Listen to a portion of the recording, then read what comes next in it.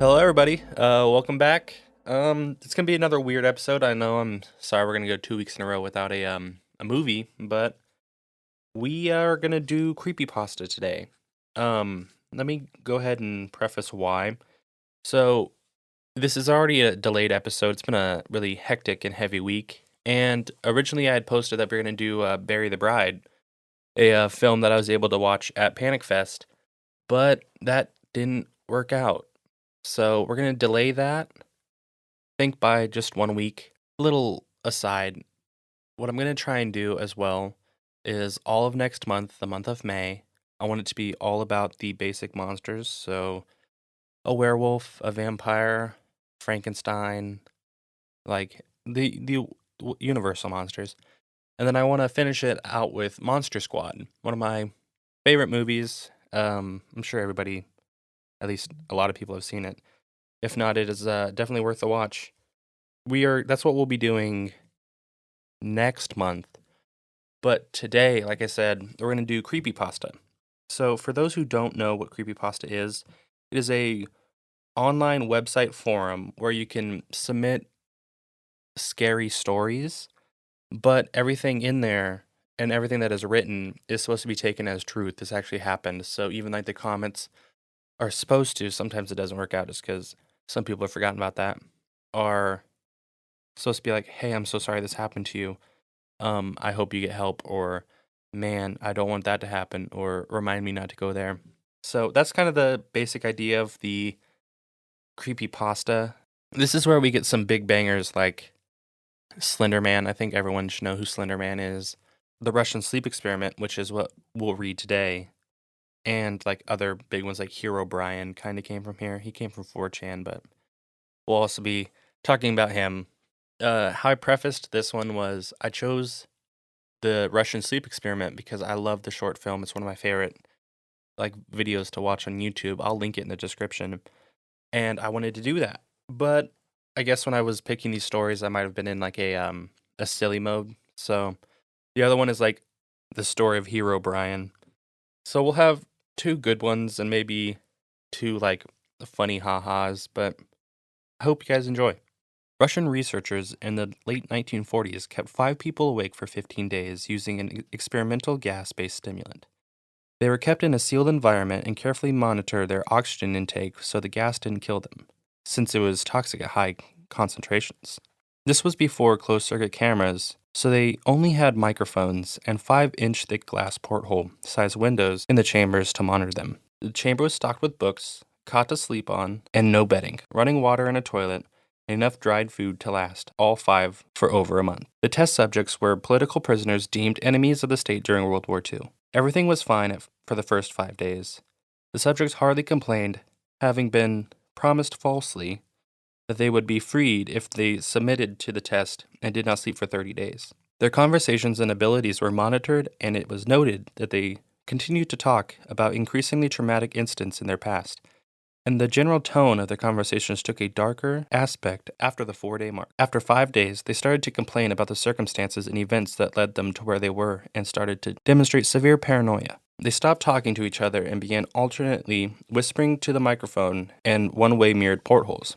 Oddly, they all seemed to think that they could win the trust of the experimenters by turning over their comrades. At first, the researchers suspected this was an effect of the gas itself. After 9 days, the first of them started screaming.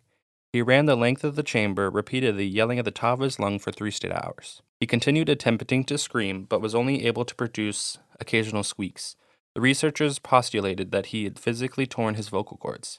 The most surprising thing about his behavior is how the other captives reacted to it, or rather, didn't react to it.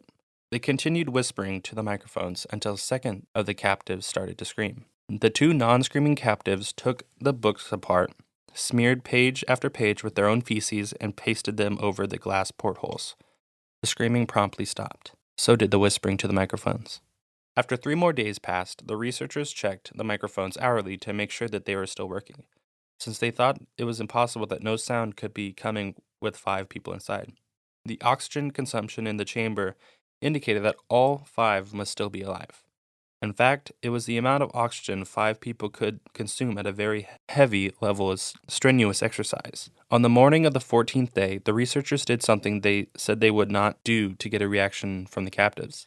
They used the intercom inside the chamber, hoping to provoke any response from the captives they were afraid were either dead or vegetables. They announced, "We are opening the chamber to test the microphone. Step away from the door and lie flat on the floor, or you will be shot. Compliance will earn one of your immediate freedom." To their surprise, they heard a single phrase, in a calm voice response, "We no longer want to be freed."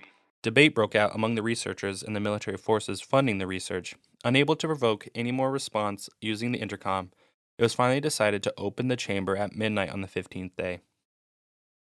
The chamber was flushed with the stimulant gas and filled with fresh air, and immediately voices from the microphone began to object. 3 different voices began begging, as if pleading for their life, of loved ones to turn the gas back on. The chamber was opened and the soldiers sent in to relieve the test subjects. They began to scream louder than ever, and so did the soldiers when they saw what was inside. 4 of the 5 subjects were alive, although no one could rightly call the state of any of them in life. The food rations past day 5 had not been so much as touched. There were chunks of meat from the dead test subjects' thighs and chests stuffed into the drain in the center of the chamber, blocking the drain, allowing 4 inches of water to accumulate on the floor. Precisely how much water on the floor was actually blood was never determined. All 4 surviving test subjects also had large portions of muscle and skin torn away from their bodies. The destruction of flesh and exposed bone on their fingertips indicated that wounds were inflicted by hand, not with teeth, as the researchers initially thought. Closer examination of the positions and the angles of the wounds indicated that most, if not all, were self-inflicted. Abdominal organs below the rib cage of all 4 test subjects had been removed, while the heart, lungs, and diaphragm were replaced. The skin and most of the muscles attached to the ribs had been ripped off, exposing the lungs through the rib cage. All the blood vessels and organs remaining intact, they had just been taken out and laid on the floor, fanning out around the eviscerated but still living bodies of the subjects. The digestive tract of all 4 could be seen to be working, digesting food. It quickly became apparent that what they were digesting was their own flesh they had ripped off, eaten over the course of the days. Most of the soldiers were Russian special operatives at the facility. But still many refused to return to the chamber to remove the test subjects. They continued to scream to be left in the chamber and alternately begged that the gas be put back on, lest they fall asleep. To everyone's surprise, the test subjects put up a fierce fight in the process of being removed from the chamber. One of the Russian soldiers died from having their throat ripped out. Another was gravely injured by having his testicles ripped off and an artery in his leg severed by one of the subject's teeth. Another 5 soldiers lost their lives if you count the ones that committed suicide in the weeks following the incident. In the struggles, one of the 4 living subjects had his spleen ruptured and he bled out almost immediately. The medical researchers attempted to sedate him, but this proved impossible. He was injected with more than 10 times the human dose of a morphine derivative and still fought like a cornered animal, breaking the ribs and arm of one doctor. When heart was seen to beat for a full 2 minutes after he bled out, to the point where there was air in his vascular system than blood. Even after it stopped, he continued to scream and flail for another 3 minutes, struggling to attack anyone in reach, and just repeated the word "more" over and over, weaker and weaker, until he finally fell silent.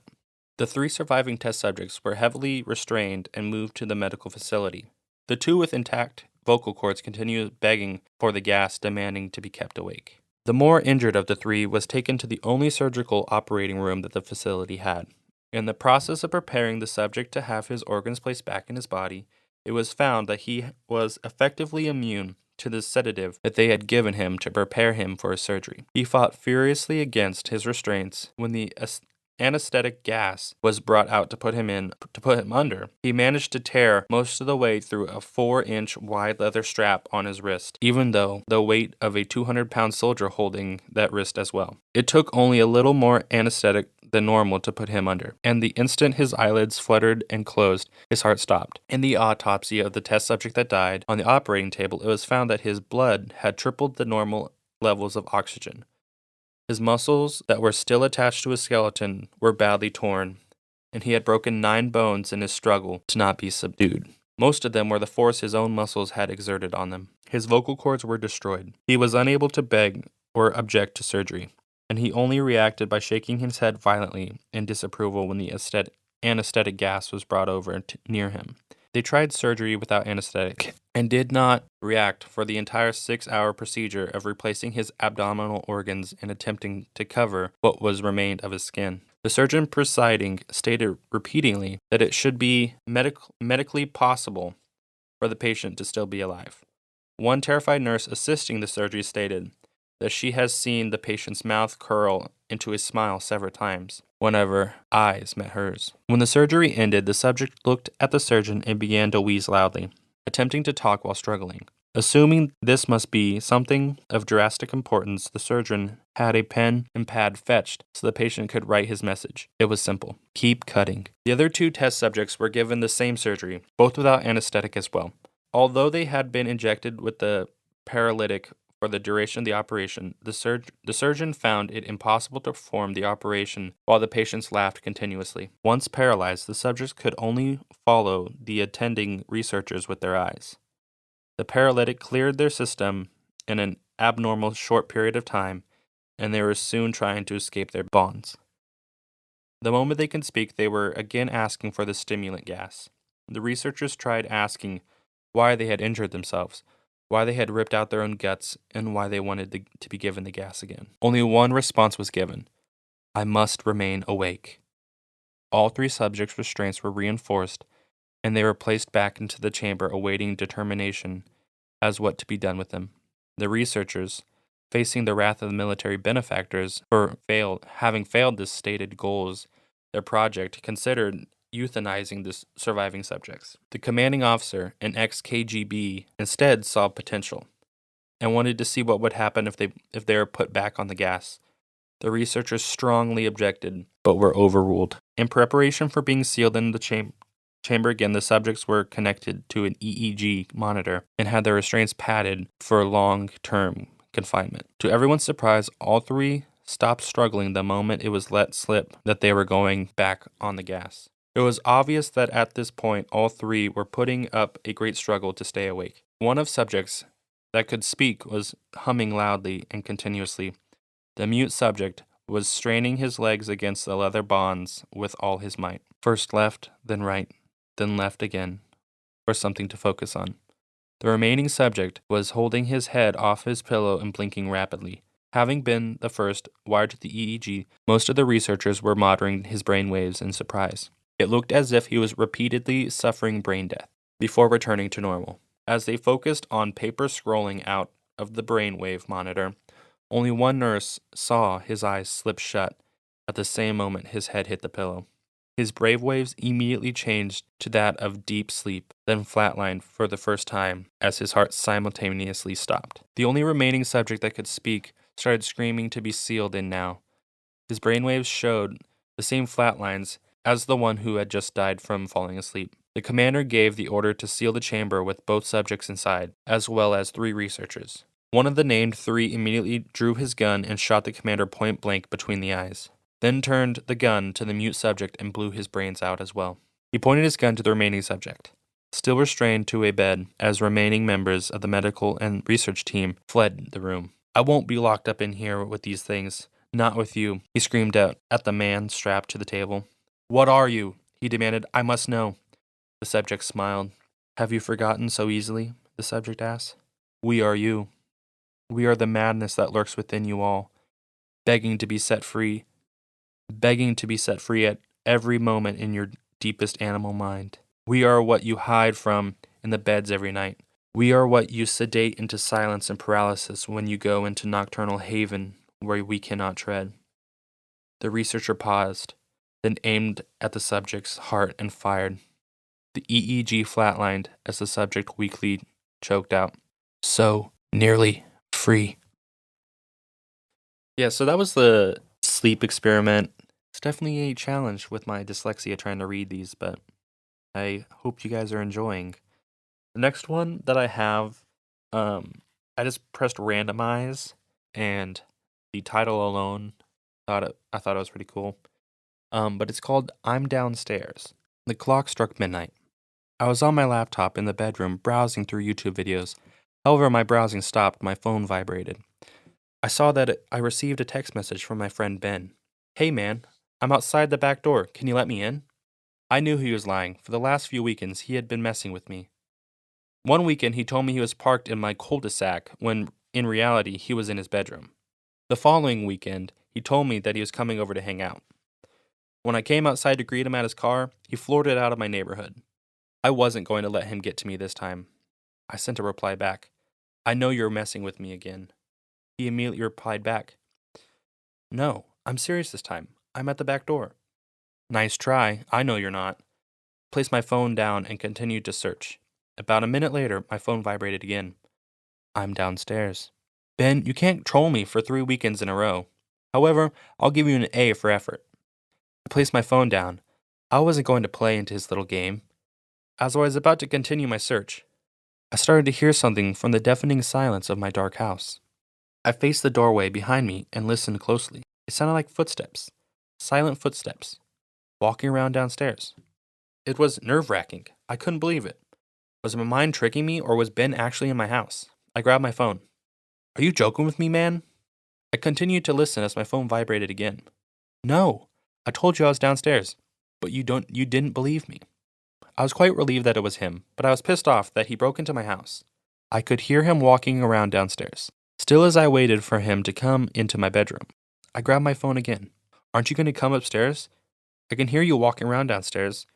Just come up here already. Just come up here already. I sent the message and waited for him to respond. I was starting to get a little annoyed after a minute of waiting. I got up from my bed and went to the doorway. I proceeded to shout downstairs.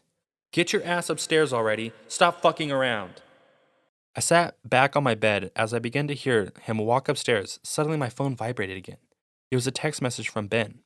You know I'm fucking with you, right? My heart dropped. I looked up at the doorway to see my killer smiling at me.